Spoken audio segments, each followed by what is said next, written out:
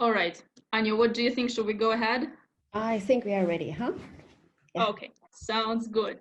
So one more time, hello, dear friends, and thank you so much for joining our polar webinar today. My name is Kate, and I work in Poseidon Expeditions in the sales and marketing department. Before we go into our dialogue, what we really like to make sure is that you can hear us well.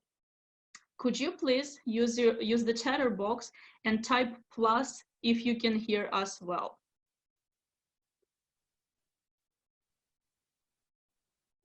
Great.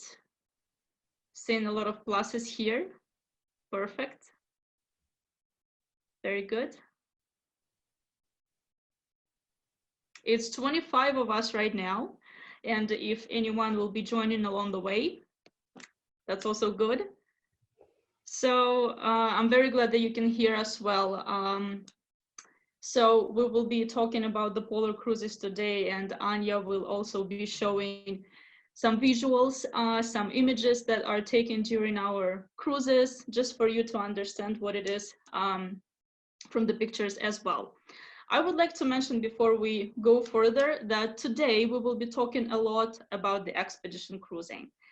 We will be talking about how people become involved with the polar regions. Who are the people who are actually traveling to polar regions? Why do they select so-called cold destinations for their vacations? And of course, one of the most interesting questions would be, what is the most favorite Anja's destination? Before we go into dialogue, I would like to tell you a little more about myself and about Poseidon Expeditions. As I have mentioned, I am working in Poseidon Expeditions in sales and marketing department for a little longer than 9 years. And to be honest, that has been quite a journey. I loved every day of it. It is a never-ending adventure, and I love all the challenges and, of course, all the success that we have during our job. Before we go into the dialogue again, just for you to know a little bit about the company. So Poseidon Expeditions has been on the market for 20 years, and we have started in 1999. One of our core businesses was when we started is the expedition cruising to the geographical North Pole aboard the nuclear-powered icebreakers. So for about 10 years, we were doing just the northern destinations, going to the geographical North Pole, 90 degrees, going to the Russian Far East. And with all the experience that we have acquired during that time, we've decided that we are ready for the next step. And what would be the next step for us? Of course, that would be going down to Southern Hemisphere, to Antarctica. So taking all the experience and all the knowledge, since 2013, we are also doing expedition cruising in Antarctica. Of course, to be able to go there, you need a ship. And right now, I would like to draw your attention to the screen. And Anja, could you please show us the ships? I am very proud to say that Poseidon Expeditions operates 2 ships. You can see them on the pictures, and just a little bit of information about each of them. Since 1999, so for more than 20 years now, we are operating nuclear-powered icebreaker. One of them you can see on this picture. The bigger ship, the red one, is the nuclear-powered icebreaker called 50 Years of Victory, or 50 лет Победы in Russian. This is the only ship in the world that is capable of breaking 2.5 meter ice and taking passengers to the geographical North Pole, to 90 degrees, to the top of the world. And this is, of course, a very, very unique experience. Another ship that you can see on this picture is called Sea Spirit. And with Sea Spirit, we go both to the Arctic and Antarctica. I am mentioning both here just because the icebreaker that you see in the picture as well goes only to the North Pole. The ship does not go anywhere south because it has to stay in the cold waters. Sea Spirit is a beautiful ship that we operate in the Arctic and Antarctica. So basically we use her the whole year. During the European summertime, we go to the Arctic, and during the southern summer, we go to Antarctica. As you might know, expedition cruising is quite a complicated process. And it really involves a lot of different operations, a lot of efforts, a lot of different permits. And of course, major part really lies on people who work in the office and on the ship to provide the best experience for our passengers. And today, you actually have a very unique opportunity to meet one of them. I would like to now properly introduce to you Anja Erdmann-Rutten, my colleague, my co-host, and our expedition leader and the director of expedition cruising. Anja, right now, I would like to give the floor to you. And if you could tell us a little more about yourself, about what you do with the company right now, and what are your chores, both from the home office and from the ship, and maybe a little more about your career. Well, thank you, first of all, Kate, for the nice introduction, and welcome to everybody. Welcome from Germany at the moment, a bit different, but here we go. I'm very happy to talk now about a little bit about background information, but also will orientate on the ship. So my name is Anja. I have been, well, quite long. It's like 20 years now as well. One of the other days I had to count my days at sea, and I was a bit seeing that it was over 7.5 years that I spent constantly on the ship. So home is here, but home is also on the ships. I started in 2000 in Greenland. Yep, that's me, but 20 years ago. And I was very lucky because I studied tourism management in Germany. But here we also have to have practical experience. And I was lucky to be in Greenland and to live in a small settlement at the west coast with 40 people and 200 dogs. And that's where I fall in love with the Arctic areas and polar areas particularly. So now I have been guiding and leading expeditions in all polar areas for 20 years. And it's a big pleasure. It's a big challenge. For me as a German, that was not an easy start to be flexible and to make changes all the time, but it's very much enjoyable. So I'm also very lucky that I still work on ships. I will never let that go. I love to be out. And I'm also very lucky that I can work for Poseidon now for the past 6 years and actually do also background work. One gets older, I want to admit it or not, but I do now the permits, for example, that we can go to East Greenland, that we can go to South Georgia, Svalbard. So I do a lot of permitting and governmental work. I do the staffing. So whoever is with you on the ship, I have hired them with the background work that they have. And well, translation, everything that comes with it. And it is a very big pleasure to do the combination of being on the ship, but also being able to do actively the itinerary planning. And that is what I do today with Poseidon. Anja, thank you very much for letting us know what it has been like for you. You've also mentioned that you are talking right now from Germany, and I would like to say that I am speaking to you right now from Moscow. Of course, it is very interesting for us to know where you guys are from. So our suggestion for you is to type your country where you are based at the moment into the chatter box so that we know to which parts of the world we are talking right now. What do you think? Can we try? Just use the chatter box and, oh, Belgium, here we go. Happy Easter, by the way, Belgium. Malaysia, India, Taiwan, Hong Kong, Singapore, France, Cyprus, Malaysia, Bulgaria. Perfect. Well, we are very international. Thank you very much, dear friends, for sharing your locations. Belarus, there you go. Very, very international at the moment. And you know, that actually reminds me of something. When we go to the Arctic and Antarctica aboard our ships, that's exactly the atmosphere that we have. So, oh, and we have Italy here as well. Perfect. So what I was saying is that it really reminds me of one of our cruises, because usually when we go to the Arctic or Antarctica, the passengers crowd is very international, and we all become friends, and we are all sharing one passion for polar regions. Moving further, we have been mentioning expedition cruising quite a lot already. So I just really wanted to ask you, Anja, to explain to our guests and friends, what is expedition cruising? What is expedition cruising exactly in polar regions?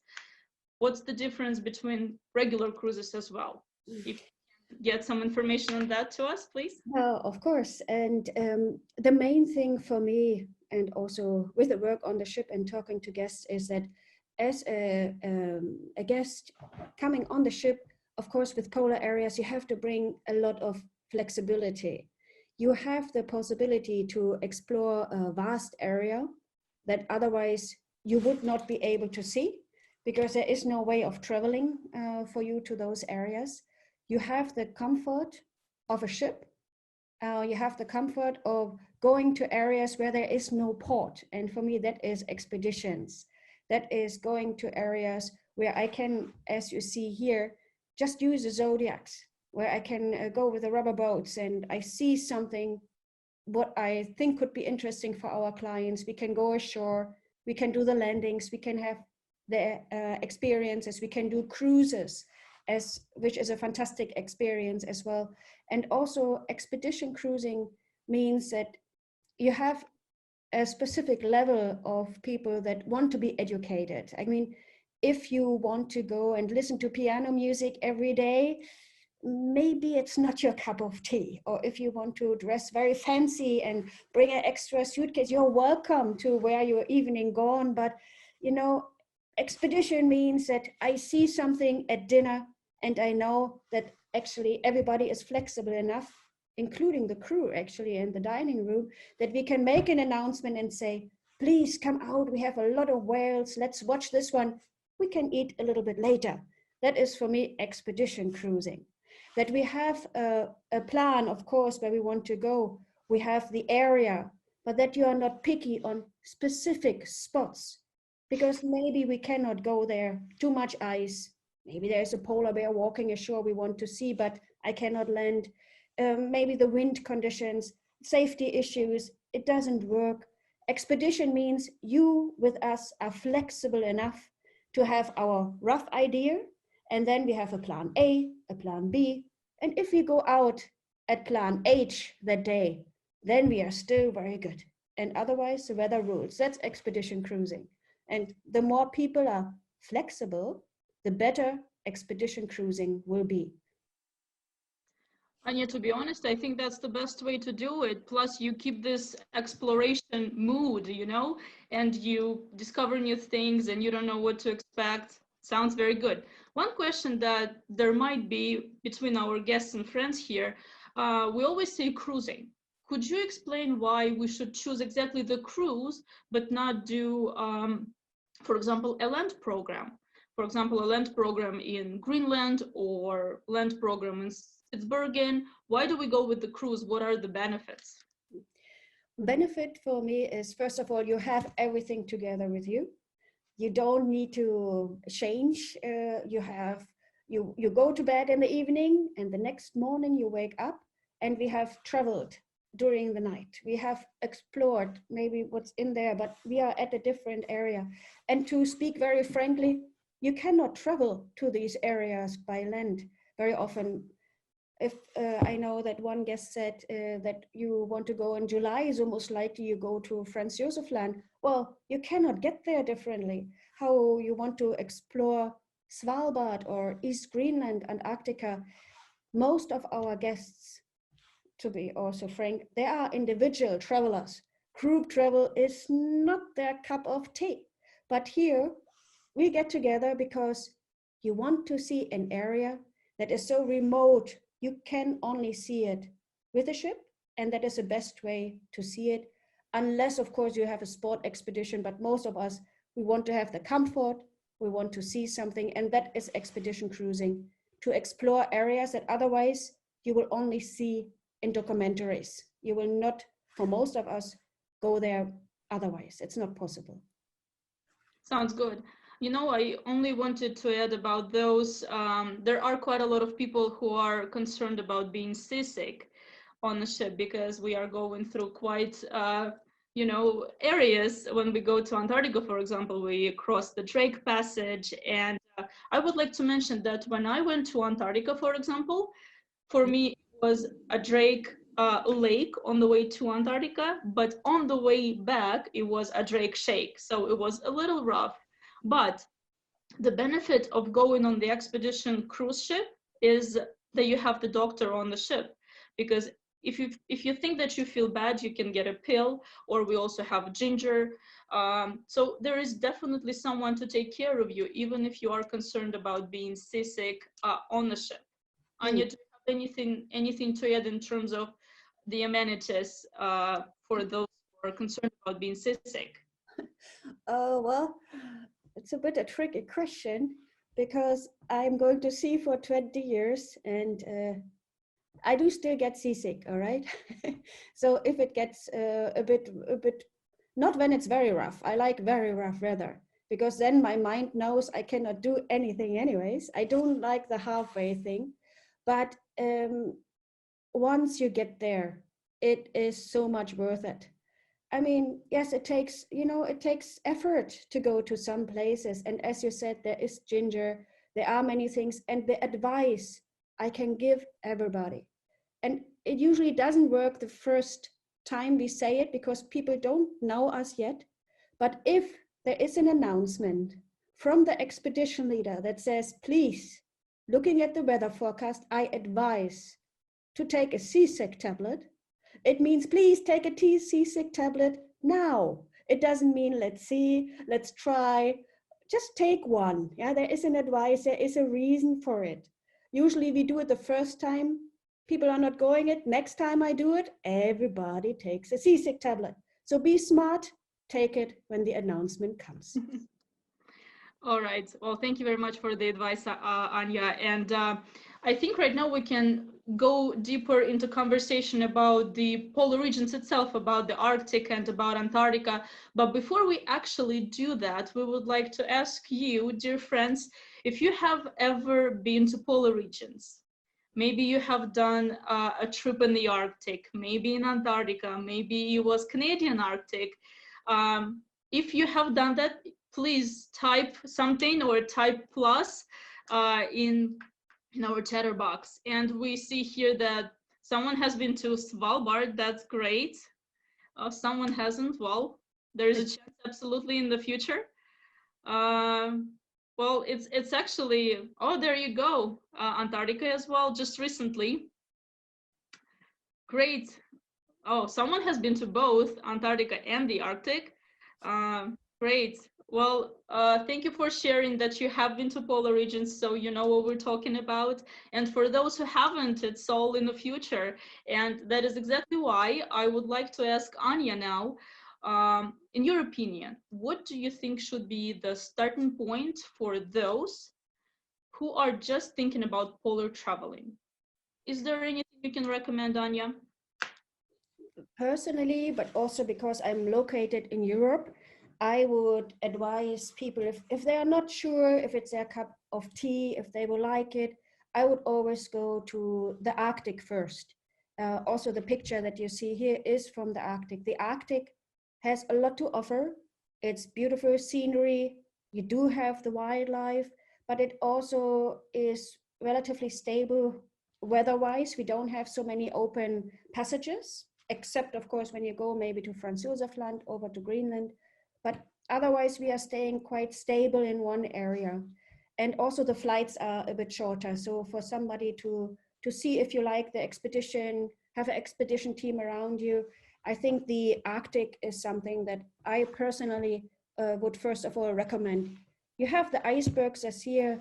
Most of all want to see maybe from the wildlife, the polar bears or other wildlife. Please, there is more than polar bears.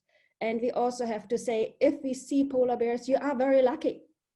Maybe a difference to Antarctica, that in the Arctic, you have to search for wildlife. The bridge will search, the team will search.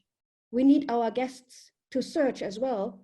And maybe also a word of advice, if you take a trip to those areas, please invest in some binoculars.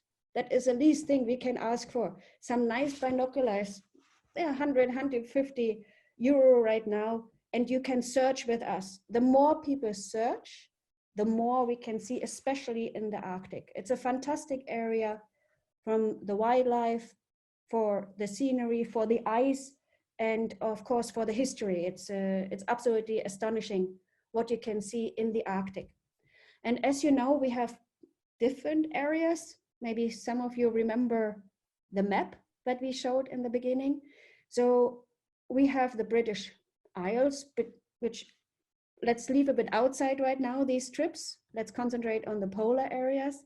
So we have Svalbard, a very nice starting point in my mind. You have the settlement, you have some research stations here, you have otherwise the wildlife and the scenery, depending on the year, on the month, more to say. You have to see, if you come in the beginning, it's more for bird watchers, more ice. In the end, you have a chance for circumnavigation because the ice has melted. You can go in the Russian Far East, when we are also up in the Arctic, which is Franz Josef Land. I think most of you know that we are the only company that can go direct from Svalbard to Franz Josef Land, which is a lot, talking about sea days. Otherwise, you have to go to Murmansk, do the declaration, go up again. So that takes sea days. And for me, Franz Josef Land is fantastic from the scenery and history. Even if you are not interested in history, you will be a history freak when you are coming back. I can tell you that it's fantastic. And of course, when you also go then to East Greenland, and that's maybe also a difference, Arctic, Antarctic. In the Arctic, we can be usually a bit more active because we have the possibilities to do hikes, walks, keeping in mind we are a small ship. That means don't be worried that everybody has to be the active one. No, you don't. You find what you like. And we, with 100 people, we can make small groups. We can take people that like to hike, like here. You go a bit further. Of course, we have to watch polar bears. So you don't walk alone, you walk in a group. But some people go maybe a bit further. Some people, they say, I want to walk, but not that distance, not so steep. So we have a medium walking group. We can, for example, have people that stay in the beach area, look a bit more for the details with a photographer, have the flowers. So everybody can be catered for. And for me, that is quite special for the Arctic area. Well, that sounds great. And you know, I think for those who are active travelers who really are into the hikes, with the combination of fun, polar bears, and also beautiful nature, Arctic is definitely for them. Absolutely. And maybe because we talk about hiking, we often get the question from guests, if you have to bring hiking sticks yourself. You don't. We have them actually on the ship.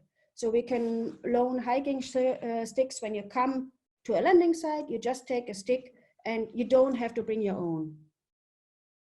Absolutely. And you know, in 2015, I have done the Franz Josef Land trip, and it was spectacular. What you see, what you learn every day. Like Anja said, you wake up every day in a new place, you learn new things. We've seen multiple polar bears, and the wildlife is absolutely abundant in Franz Josef Land.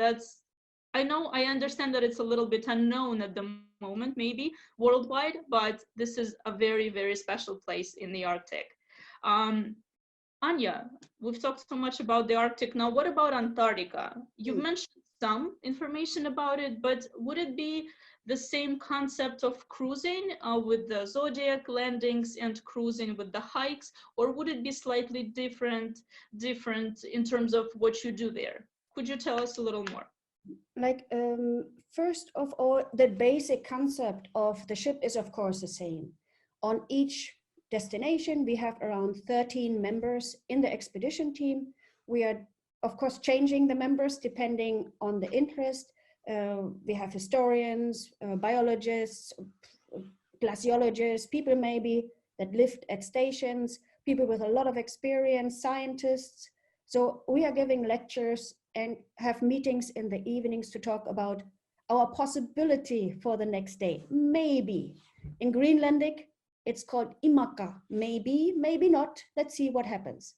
We have a plan and then we see how we proceed. So that is from the ship area. When we go ashore, of course, as you can see here, you have a zodiac. That is the same. All landings are zodiac landings.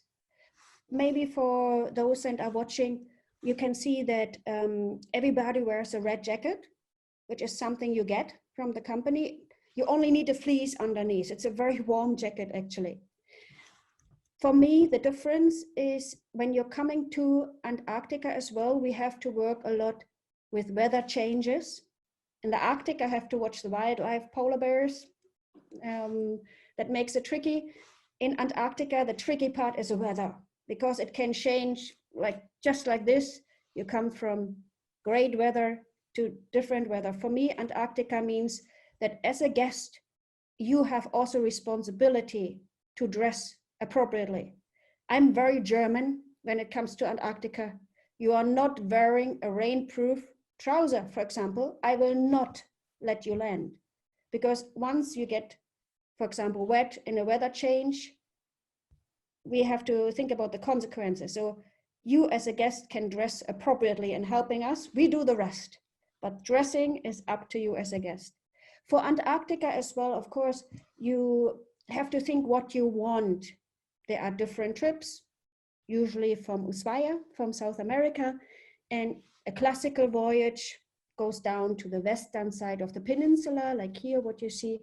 We have longer trips that maybe go over to the polar circle, some like that as well, need more days. Or we have the long trip where we go to South Georgia and also the Falklands, Malvinas. It depends on you as a guest. First, that you have to make your mind up. What is Antarctica for me? What do I want to see? Do I want to see a lot of snow?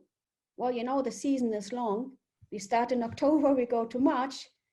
I want to see the pristine, clean time. I come in the beginning of the season. I want to see the small chicks, just looking a little bit under the penguins. You have to come in December, January. You want to see the bigger shakes, the teenagers, let's say, being very curious, running around. You come end of season. So as a guest, you need to prepare also what you want, and then we can deliver. Also very important that you know, if you want to see a king penguin, please don't come on a normal Antarctica trip, because we don't see king penguins in Antarctica. You have to go to South Georgia. So once you tell us everything, then we can tell you. And Antarctica, once again, is extreme weather dependent. What we do, a lot of katabatic winds, but that's why you have an experienced team on board that gives all the updates. You just relax. We know that you are there once. We are going to make sure we can do as much as we can. Luckily, 24 hours of daylight also here in the summertime. So if we land at 3 o'clock in the morning, well, here we go. You are there once. We wake you up. We are ready to go, and you will have the experience of your lifetime. Sounds great. Ready to go anytime. I'm ready to go. Absolutely. Anja, from what you were talking, or from what you were saying about the Arctic and Antarctica, and in regards to my experience when I went to both places, what I realized is that the main difference is when you go to Antarctica, one of your main purposes is to see the penguins, right? And you know that they are there, and it's not really challenging to find the penguins in Antarctica, because we know that there are colonies here and there. When you go to the Arctic, you know that the polar bears are there and that the wildlife is there. The only difference is that you just have to be a little more patient with finding those wildlife.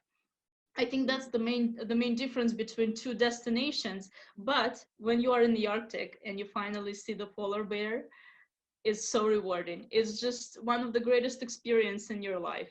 So just for you to understand what to expect when you're going to Antarctica or the Arctic. And like we have seen, quite a lot of friends over there behind the screens have actually been to those areas. So I'm sure they would agree with what we are saying. And Anja, right now, we really would like to know, for you, 20 years of experience going to the Arctic and Antarctica, what is your favorite destination?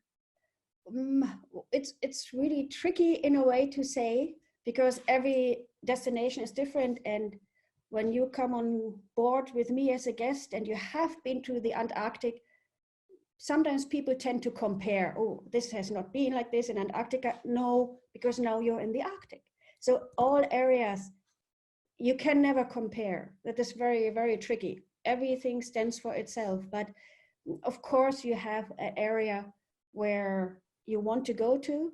I think from Poseidon, when I joined, I made it extremely clear a few years ago that if you guys take Greenland away from me, I'm quitting immediately. And I mean it. For me, Greenland is my favorite place.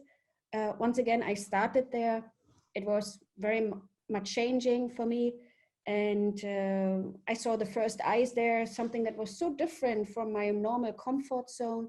So for me, Greenland is really my favorite place because it combines the scenery, it combines icebergs, but also a culture. I really enjoy working with the culture.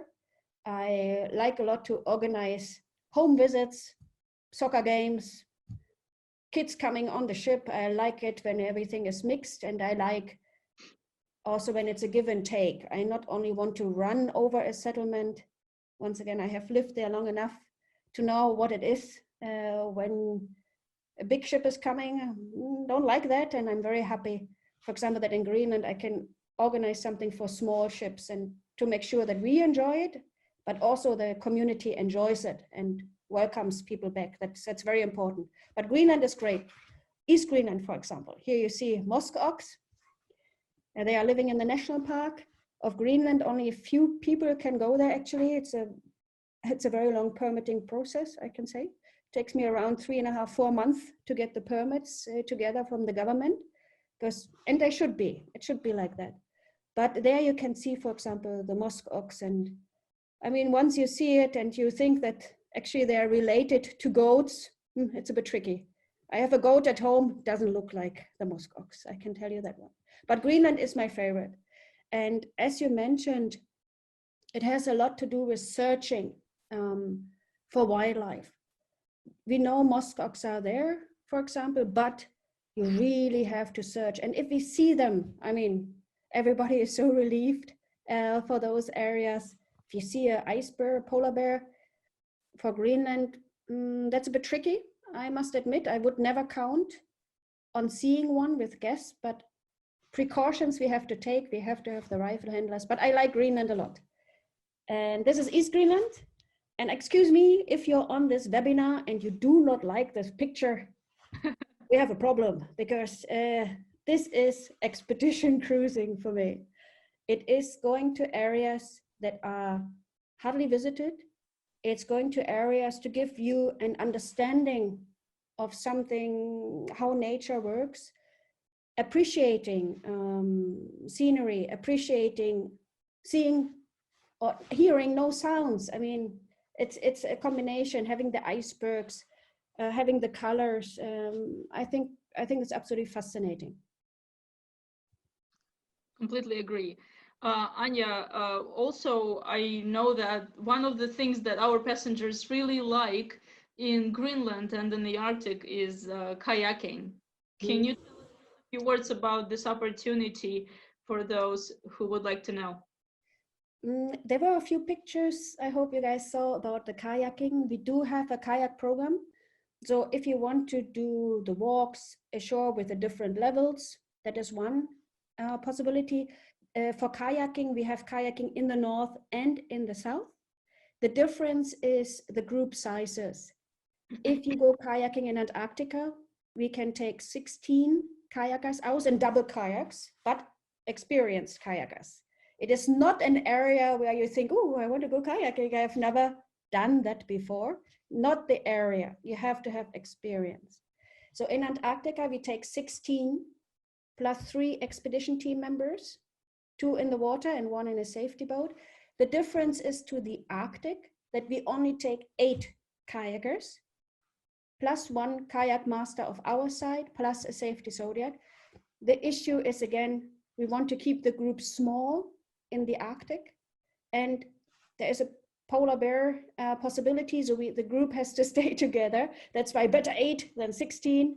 8 we can watch, and of course it is a great possibility to see things from a different perspective. It's for those that want to be active, I think a great possibility as well. Sounds good. What I also would like to add here is about the meaning of the size of a ship. So we were talking a lot about expedition cruising, about being a small ship being a big advantage, and that truly is. When you are going to such pristine places as the Arctic and Antarctica, you want to see that you are so remote, and you don't want to see other ships, you don't want to see crowds of people. And for example, Greenland destination, we operate with Sea Spirit, and Sea Spirit is maximum 114 passengers. This is exactly the right size of the ship that you want to go on when you're going to the polar regions, because you want to have maximum experience going to such places, because that's once in a lifetime trip. So just making a note here that the size of the ship when going to polar regions really matters. The smaller it is, the better experience is. And Anja, I think one of the questions that we usually get when we talk to our partners or when we talk to our passengers is, who are the people joining polar cruises? What do they usually seek for? Why do they go? Maybe from your experience, you can just tell us a little more about it. For me, these are the people that are changing a little bit. It used to be people that have traveled everywhere and worldwide already. It is people now that tend to be not only the retired, the demographic is changing, because you have more in the news, you hear more about the polar areas. When I compare what you heard around 5 years ago, 10 years ago, there was not as much. So it is much more visible also in the media. And people that come, they want to go a little bit off the beaten track. They want to see and they want to experience, for example, these vast areas. They're hard to get areas. It's not the group traveler, as we mentioned before, but people that also seek out nature, enjoy the nature. That is something that we see. But it's only also the people that want to get the knowledge. It's not only to see, but also to understand what you are seeing. For example, when we have the trips to East Greenland and we have the Northern Lights, to understand from the photographer how to take pictures like this. Everybody can do it, you just need some guidance. So people want to educate themselves. It doesn't mean that we lecture you to death, please. Don't think that you can attend the lectures, we are there, you come and ask us questions, but people want to get out with the knowledge of what they have seen, and they want to be active depending on their level as well. Sounds good. From my experience also, when people come to such areas, they see how fragile our world and these areas are. And when they come back, I feel like they become the ambassadors, because they then communicate to their friends and family, sharing their experience from the cruise. And I think it does change their view on what we should do or how they should live their lives in terms of keeping the areas as pristine as it is. I totally agree with you on this one. Usually people or humans tend to only believe what they see. I mean, come on, who believes what's happening right now? If somebody would tell you how things are working worldwide now, nobody would believe it as well. But when you see those areas, I think 20 years for me is not much in the polar areas. I can see things changing. Where the glacier used to be 6 years ago, 10 years ago, 15 years ago, I think 20 years is not much, but it changes your perspective. we are also working together with citizen science projects. I don't know if people are aware of it. For example, if you take a picture of a humpback whale, we show how to take pictures.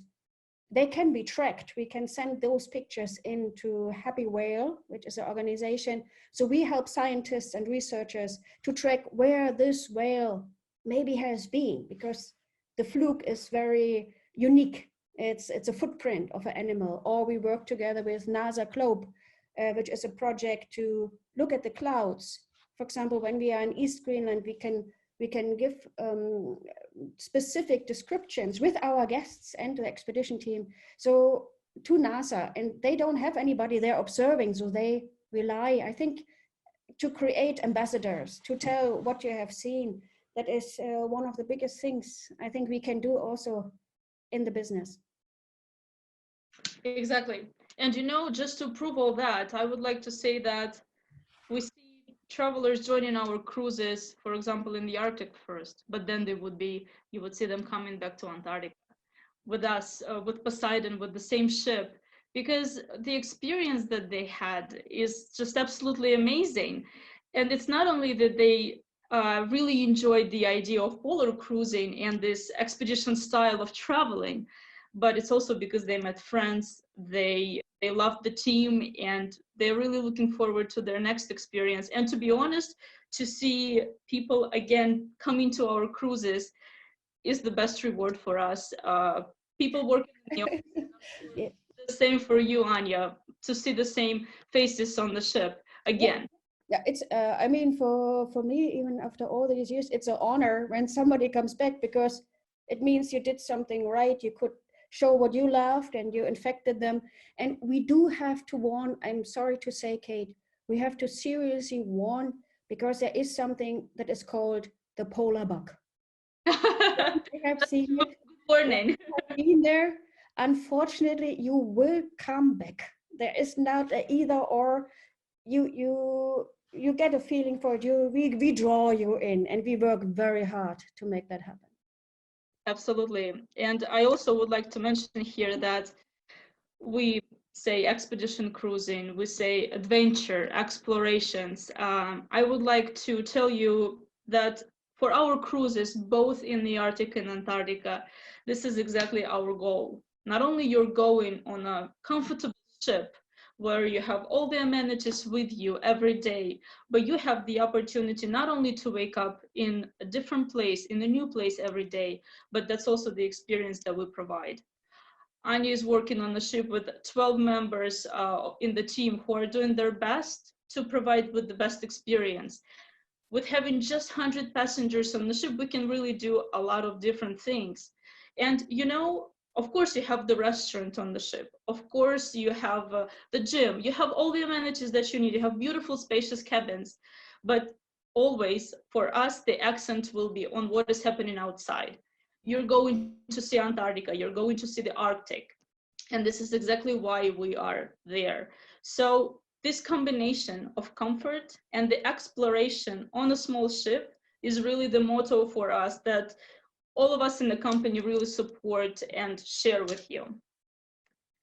Well, right now, I think while we were talking for so long, you might have had questions.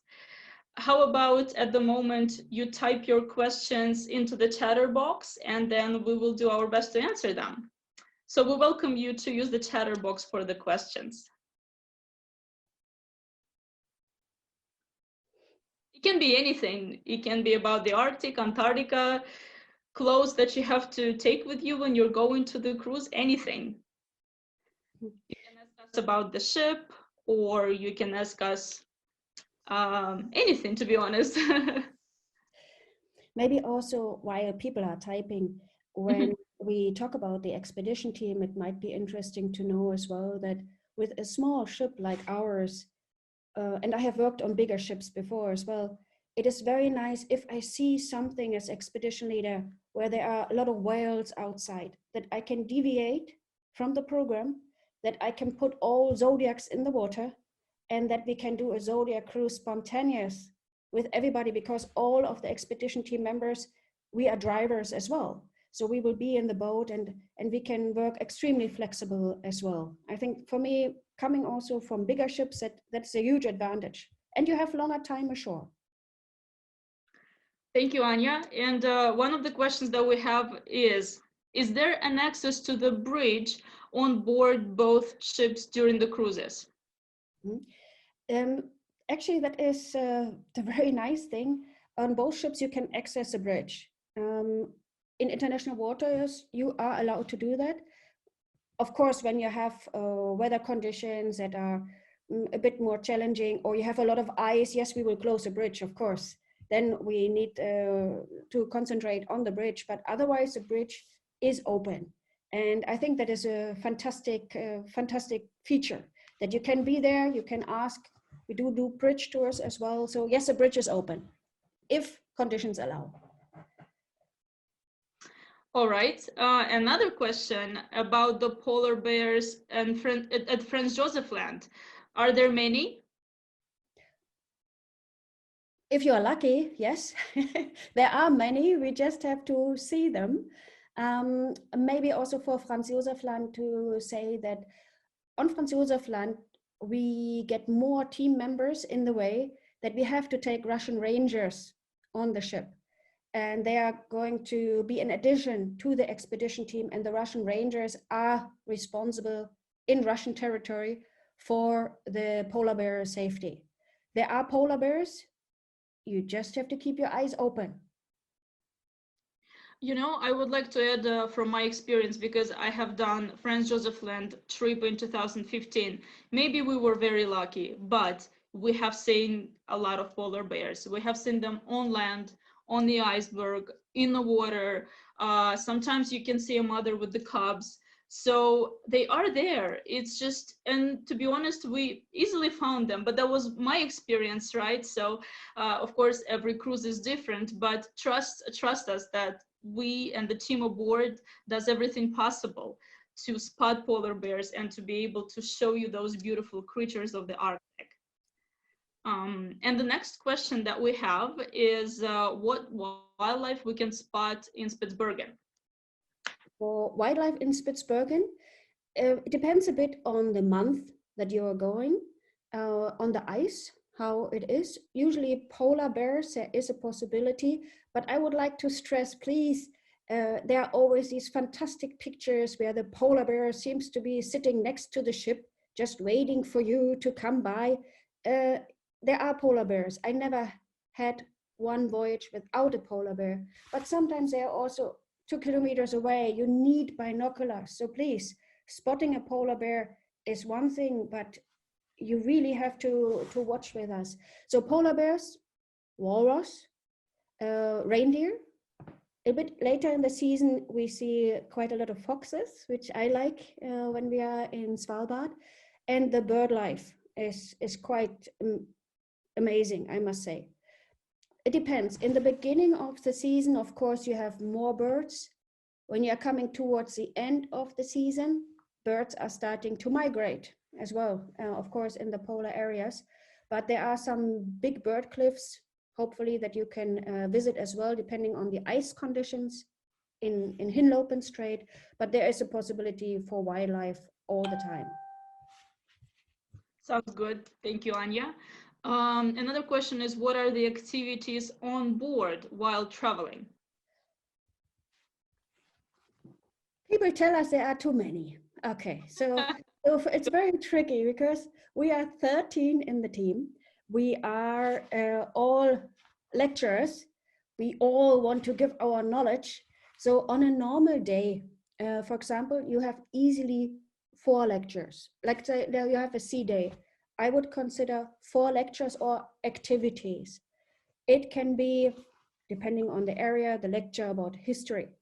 The photographer give a lecture how to take pictures with ice, because it's different levels of photography. It can be a workshop. You can maybe sign up for a bridge tour in the way to learn more about the technical things that you see, if you're interested. So there are many possibilities. Maybe we show a documentary that is relevant for this area. Some documentaries are required by the government. For example, you go to South Georgia, we have to show specific briefings as well, which are very informative and you don't want to miss. And it can be question rounds with the expedition team. It can be bar talks. So just very informal. That is also a possibility. Every day we meet, we talk about what we have seen, what is coming the next day. So that is usually before dinner. If for example, a question has not been answered, you saw a bird, stuff like this. So we can also have these kind of recaps, and that happens every day. It is quite busy. Yes, that's absolutely true. Another question, a very interesting one, actually. So it goes, now there are a lot of expedition ships and everybody says that all have luxury ships. And what is luxury for Poseidon? Anja, you go first, and then I would like to answer that question as well. Okay. I have worked on different ships. Of course, I was a long time a freelancer and worked in different classes of ships, different sizes of ships, up to 450 people in Antarctica. For me, luxury means small. For me, luxury means I go to South Georgia, and when I have a lot of people on the ship, for example, I have to take turns, and I can only give 1 hour each guest on bigger ships. For me, luxury is to tell you guys, we are back in 4 hours. If you want to stay hours for 4 hours, 5 hours, you can do that. If you want to go back before, you can come back before. There's always a Zodiac shuttle. But in expedition, to go to these remote areas, that is for me luxury, to spend the maximum amount of time in an area, talking from the onboard experience. Luxury is also to have these big cabins. I find them huge on Sea Spirit. It's, I think, 20 square meters, the smallest one. This is amazing. This is also a luxury. And luxury for me is, as an expedition leader, to have only around 100 people, because with 100 people after a day, I know what people want. You hear, you observe.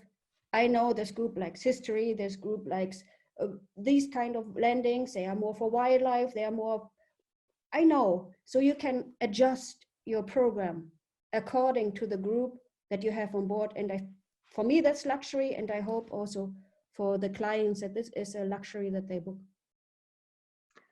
I agree. And I would like to add that, talking about all the ships that are around right now, you have 6+ luxury ships with the submarine, with multiple restaurants, with spa salons. But to be able to experience that, you can go to the Mediterranean, you can go to the ocean cruises, because you're going for the ship's experience when you have the butler services and things like that.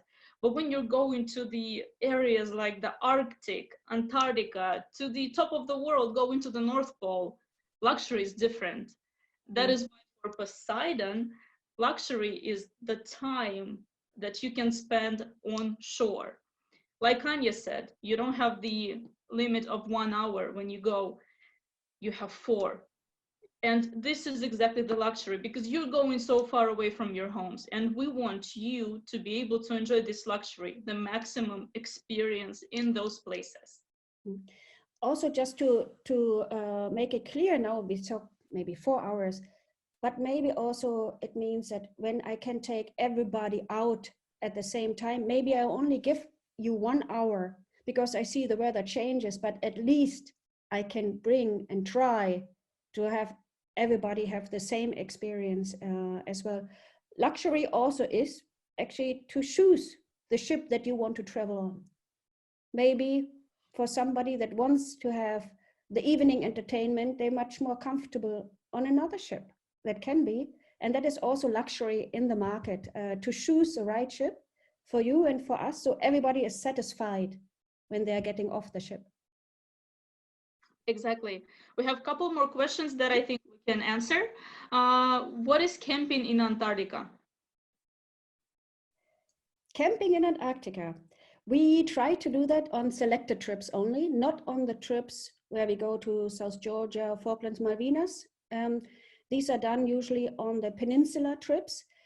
Actually, the picture that you see here, that could be a camping spot, so to speak. You go out after dinner, you come back early morning, 5 o'clock, sounds early. Believe me, you are ready to come at 5 o'clock in the morning. We take out 30 people on camping. It is a bit macabre, you would say in German, because you get a shovel and you shovel kind of your own grave. So you shovel a little bit. In the, I don't know how to say it better, your hole. But you put it down, and you have to put it down because you get a mattress, you get a very good sleeping bag, a BV bag. And we don't give tents. We had tents earlier, but guests didn't like it. I mean, if you're outside, you want to see what's around you.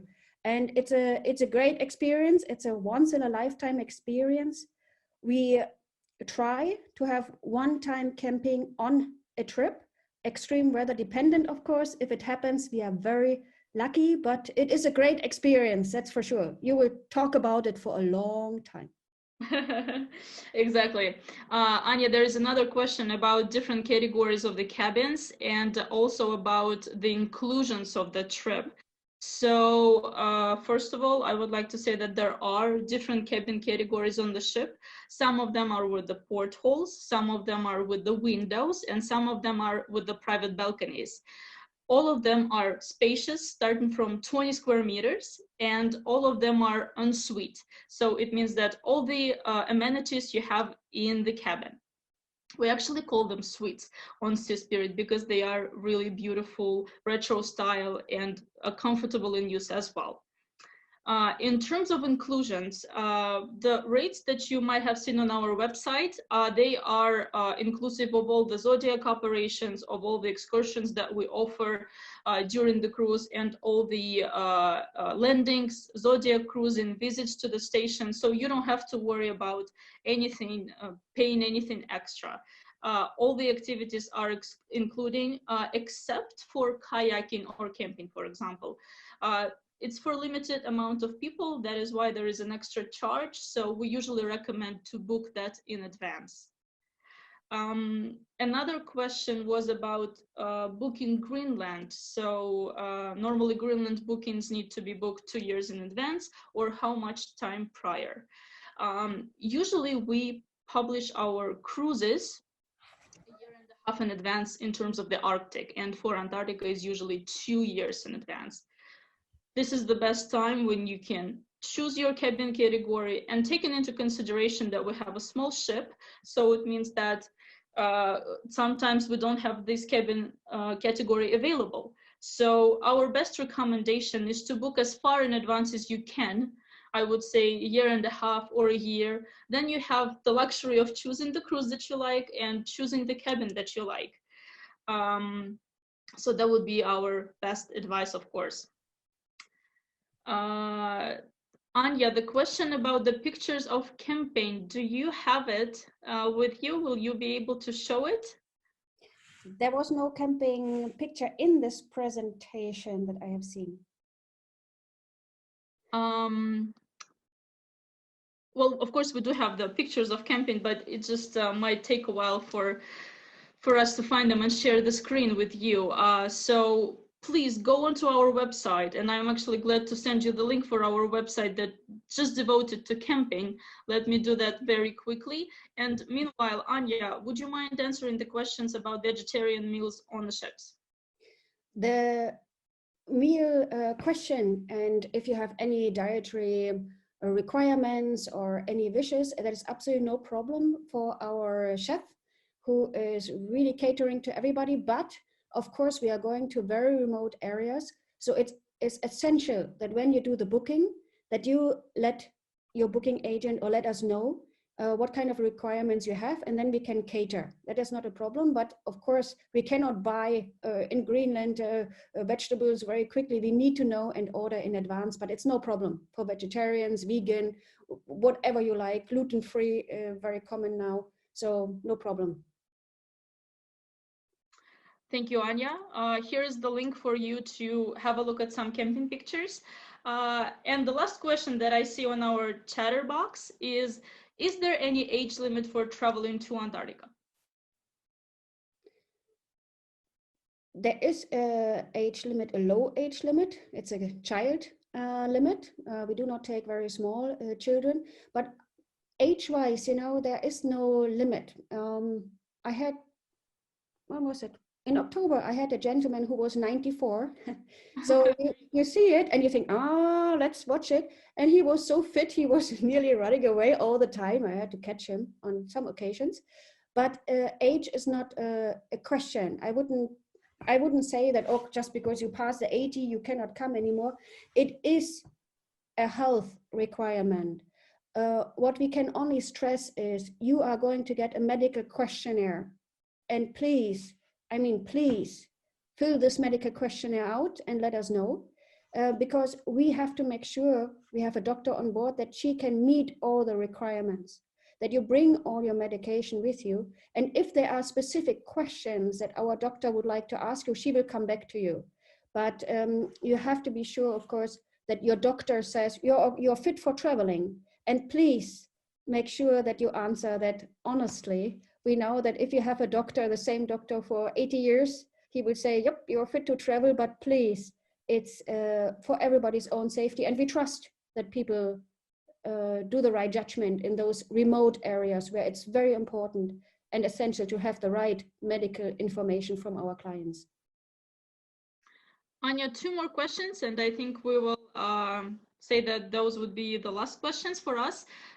First one, how do I understand which Arctic polar itinerary to offer to clients depending on their interests? What's the difference between Greenland and Svalbard? Okay, for me, I would everybody like to take you to Greenland, of course, but if you would be somebody that says now, I really want to try to see a polar bear, I cannot take you to East Greenland. When we go, for example, to East Greenland, we have, the ice has already moved north. That means it's only a particular time we can go there. And then the ice belt is moving north. And of course, the bears are where the ice is. So I would not say polar bears in Greenland particularly. I would rather say go to Svalbard. That is for me one of the main criteria.